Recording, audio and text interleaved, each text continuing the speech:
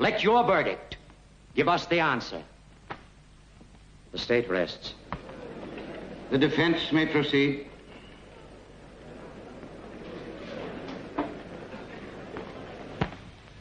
Your Honor, I shall call no witnesses. This will be my testimony and my summation. Take the oath. Do you swear to tell the truth, the whole truth, and nothing but the truth, so help you God? I do. Thousands of years ago, the first man discovered how to make fire. He was probably burned at the stake he had taught his brothers to light, but he left them a gift they had not conceived, and he lifted darkness off the earth. Throughout the centuries, there were men who took first steps down new roads, armed with nothing but their own vision. The great creators, the thinkers, the artists, the scientists, the inventors, stood alone against the men of their time. Every new thought was opposed. Every new invention was denounced. But the men of unborrowed vision went ahead. They fought, they suffered, and they paid, but they won. No creator was prompted by a desire to please his brothers. His brothers hated the gift he offered. His truth was his only motive. His work was his only goal. His work, not those who used it. His creation, not the benefits others derived from it.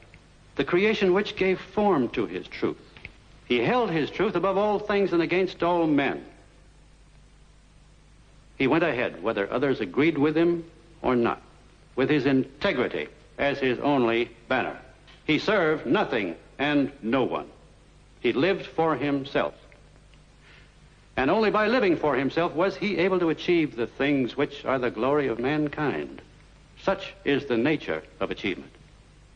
Man cannot survive except through his mind. He comes on earth unarmed. His brain is his only weapon. But the mind is an attribute of the individual. There is no such thing as a collective brain. The man who thinks must think and act on his own. The reasoning mind cannot work under any form of compulsion.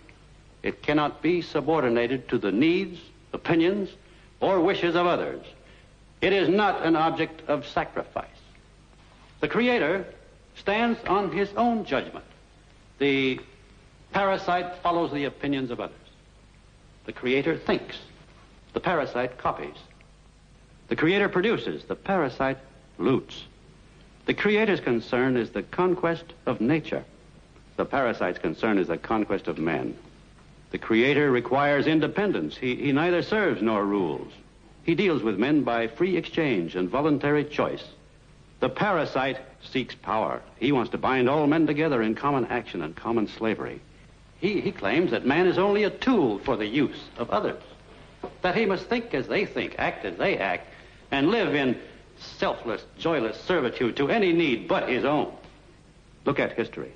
Everything we have, every great achievement has come from the independent work of some independent mind. Every horror and destruction came from attempts to force men into a herd of brainless, soulless robots without personal rights, without personal ambition, without will, hope, or dignity. It is an ancient conflict. It has another name: the individual against the collective. Our country, the noblest country in the history of men, was based on the principle of individualism, the principle of man's inalienable rights. It was a country where a man was free to seek his own happiness, to gain and produce, not to give up and renounce, to prosper, not to starve, to achieve, not to plunder, to hold as his highest possession a sense of his personal value, and as his highest virtue, his self-respect. Look at the results. That is what the collectivists are now asking you to destroy, as much of the earth has been destroyed. I am an architect. I know what is to come by the principle on which it is built. We are approaching a world in which I cannot permit myself to live. My ideas are my property. They were taken from me by force, by breach of contract. No appeal was left to me. It was believed that my work belonged to others to do with as they pleased. They had a claim upon me without my consent, that it was my duty to serve them without choice or reward. Now you know why I dynamited Cortland. I designed Cortland. I made it possible. I destroyed it. I agreed to design it for the purpose of seeing it built as I wished. That was the price I set for my work. I was not paid. My building was disfigured at the whim of others who took all the benefits of my work and gave me nothing in return. I came here to say that I do not recognize anyone's right to 1 minute of my life, nor to any part of my energy, nor to any achievement of mine, no matter who makes the claim.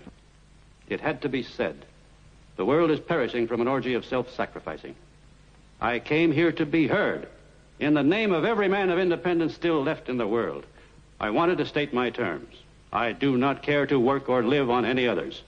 My terms are a man's right to exist for his own sake.